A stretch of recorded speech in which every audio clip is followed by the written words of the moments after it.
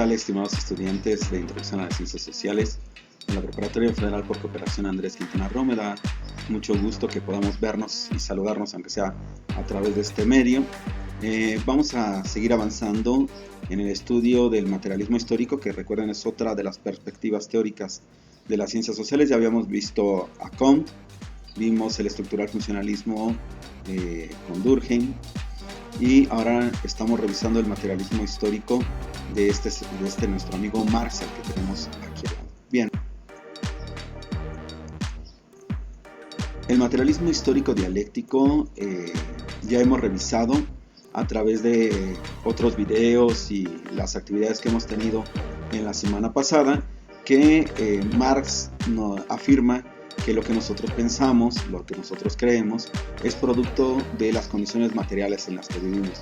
Si vivimos como clase pobre, pensaremos como pobres. Si vivimos dentro de la riqueza, no querremos que las cosas cambien para poder sostener nuestra riqueza. En cambio, si somos pobres, muy probablemente querramos que muchas cosas cambien. ¿Por qué? Porque pues no nos favorecen, y si somos clase media, pues habrá cosas que nos convengan y habrá cosas que definitivamente nosotros querramos cambiar. Estas creencias, estos valores, como la libre empresa, como el emprendedurismo, pues tienen que ver con un sistema capitalista que dice Marx, nos condiciona para pensar de esta manera. También recordemos que ya vimos que Marx señala que hay dos elementos que forman la sociedad. Por un lado, la estructura o base económica, lo material, la manera en que nosotros nos organizamos para producir lo que necesitamos, y por otro lado tenemos la superestructura ideológica, que es toda la serie de creencias, valores, costumbres, tradiciones, leyes que de alguna manera complementan esta base y le ayudan a que funcione correctamente, y que son producto de la manera en cómo nos organizamos para producir. Vimos también el concepto de enajenación y alienación. Por enajenación vimos que se refiere a cuando el trabajador que trabaja, por ejemplo, en Nissan, pues aunque haya participado en la fabricación de cientos de miles de autos y ya haya trabajado el equivalente para haber fabricado el solo 10 automóviles, pues aún así ni uno es suyo. O sea, el producto de su trabajo le es ajeno, él no produce para él mismo como lo hacía el artesano. Y esa enajenación provoca que nosotros no nos veamos dentro del sistema productivo y no nos sintamos a veces útiles, o no veamos dónde se refleja nuestro trabajo dentro de la riqueza general, y terminemos diciendo, bueno, pues esto es así, y terminemos aceptando esto como que no puede ser de otra manera, como que siempre ha sido así. Es decir, terminamos alienados, aceptando acríticamente lo que sucede, la manera en que estamos organizados, y que no puede ser de otra manera. Recuerden que lo vimos un poco con Vincent Márquez. Y por último, vimos que Marx habla de 4 modos de producción, que son el esclavismo, el feudalismo, el capitalismo y el comunismo. En el esclavismo existen dos clases sociales. Vimos que está el esclavo y el esclavista. El esclavista es el que tiene la tierra, es el que tiene los esclavos que le dan la fuerza de trabajo, y así mantiene su riqueza y las leyes a su favor. Y además de fuerzas de ejército que impide que los esclavos escapen y pueda ampliar sus dominios. En el caso del feudalismo está el señor feudal y el siervo tiene que trabajar para el señor feudal, y lo que produce tampoco es para él, la mayor parte es para el señor feudal, el cual le da permiso de vivir en su tierra y de producir con su tierra lo que necesite el siervo y su familia. ¿A cambio de qué? A cambio de que pues le pague en especie y a veces con impuestos. En cuanto a el capitalismo, tenemos dos clases, que son la clase de los burgueses, los dueños de los medios de producción, las fábricas, los dueños de los dineros, del capital, y por el otro lado está el obrero, el proletario, que vende su fuerza de trabajo al burgués, al dueño de las fábricas, para recibir a cambio un salario para que pueda mantenerse él y su familia. Y Marx propone un cuarto estadio, un cuarto modo de producción, que es el comunismo científico. Marx era un firme creyente de que la ciencia, igual que muchos pensadores del siglo XIX, era un firme creyente de que la ciencia y la tecnología avanzaban en un progreso paulatino, llevando a los seres humanos hacia una mejor sociedad más justa, pero habría en algún momento, a través de la lucha de los obreros y del proletario, se tendría que superar al capitalismo, es decir, el proletario entra en pugna con el burgués, lo somete, se convierte en la clase hegemónica, pero al convertirse en clase hegemónica, a través de un proceso de conciencia de clase, desaparecen las clases sociales, es decir, se reparte todo de manera equitativa y llegamos a un comunismo científico, es decir, donde la ciencia nos lleva a la producción de los bienes que necesitamos sin que haya diferencias de clase entre gente muy rica, muy poca, y mucha gente muy pobre. Bien, vamos a ver, o vamos a recordar más bien, que ya vimos el trabajo de Augusto Comte, el de Durkheim y Marx, al igual que estos dos pensadores que son parte de los pensadores sociales del siglo XIX, sostienen o piensan o creen que de alguna manera las ciencias sociales deben parecerse a algunas disciplinas. Por ejemplo, Comte, que es el que tenemos aquí, sostiene que debería parecerse la sociología, la ciencia que llaman sociología, debería parecerse a la física social, debe ser una especie de física social, es decir, parecida a la física. Herbert Spencer, que lo vimos en otro de los videos sobre estructura social, decía que la sociedad era una especie como de organismo y por lo tanto deberá ser estudiado con una ciencia similar a la biología. Durkheim pensaba que las sociedades estaban hechas a base de hechos sociales y debería utilizarse la estadística y los métodos inferenciales parecidos al método científico para poder conocer a la sociedad.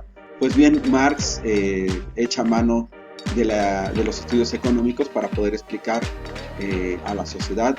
Por lo tanto, no es ajeno al pensamiento del siglo XIX, que es el tiempo en el que vive,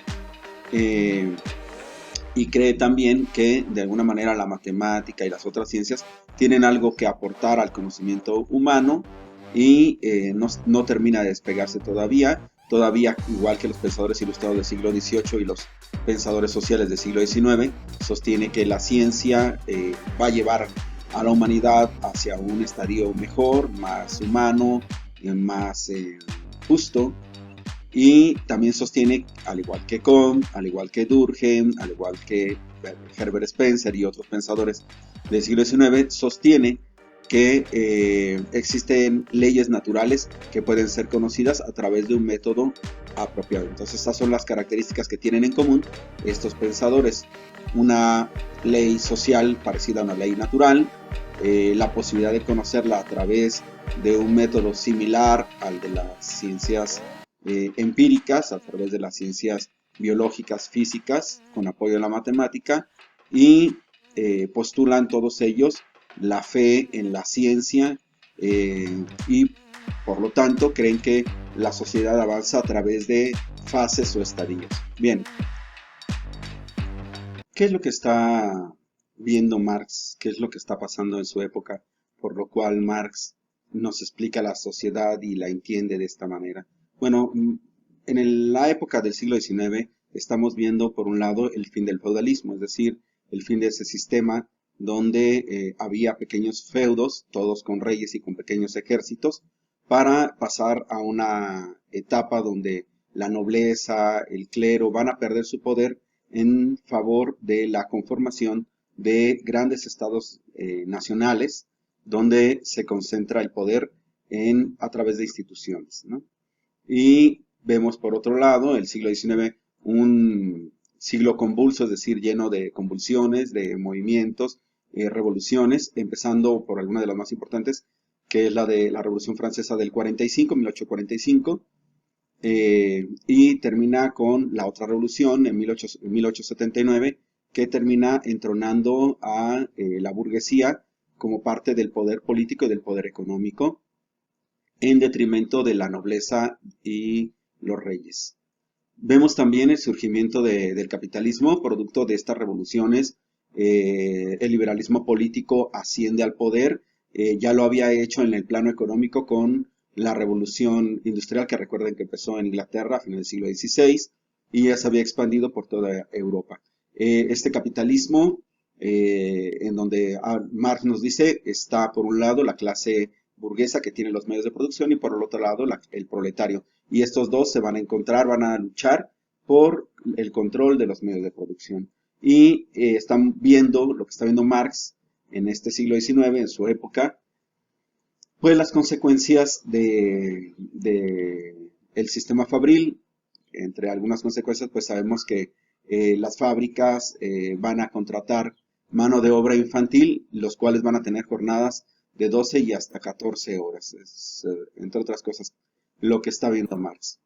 Bien, está viendo estas consecuencias de la revolución industrial, como por ejemplo el crecimiento de las ciudades, eh, grandes concentraciones de población viviendo en espacios muy reducidos, sin servicios públicos, sin educación, sin salud, higiene, servicios mínimos. El desarrollo de la industria y el comercio, es decir, estos centros poblacionales se forman alrededor de las fábricas, de las industrias, y estas industrias que son altamente contaminantes, y alrededor de ello van a vivir las familias y se va a desarrollar el comercio, sobre todo encabezado por la burguesía comerciante y la burguesía industrial.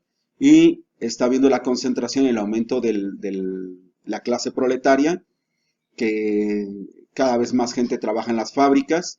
Hay una migración del campo hacia la ciudad para ir a trabajar a las fábricas.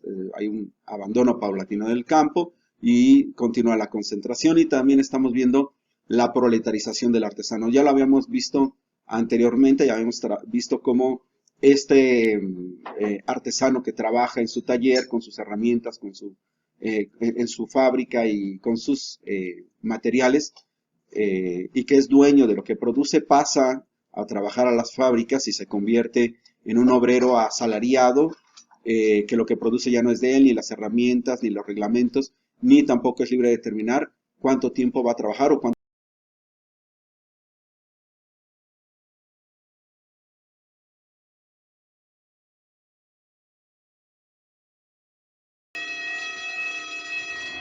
Mac, sección 5, aumente velocidad a 4.7.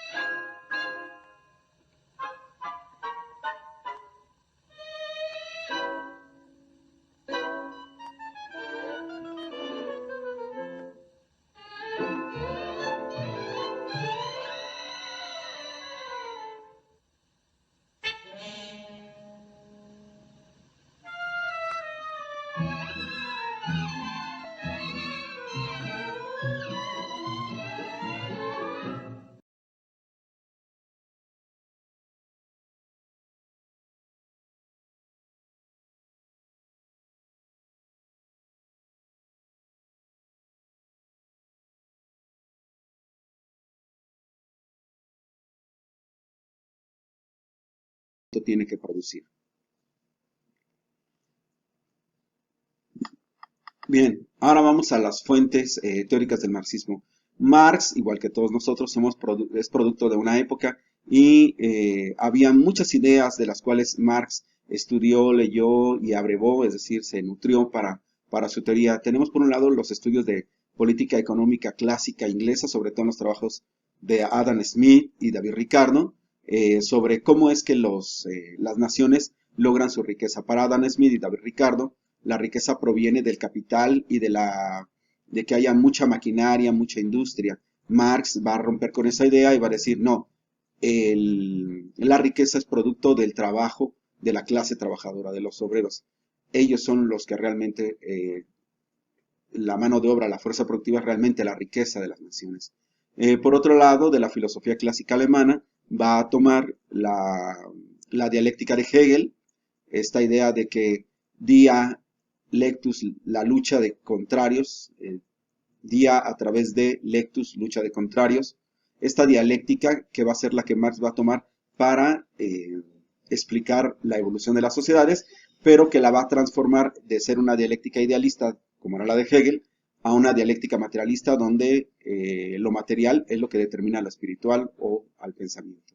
Y de Feuerbach, que es el que tenemos al lado de Hegel, va a tomar esta idea de que lo material priva sobre el pensamiento, sobre lo espiritual, pero le va a quitar a Feuerbach ese materialismo mecanicista de que si una vez eres obrero y vives obrero, mueres obrero. O sea, esto para Marx no es así.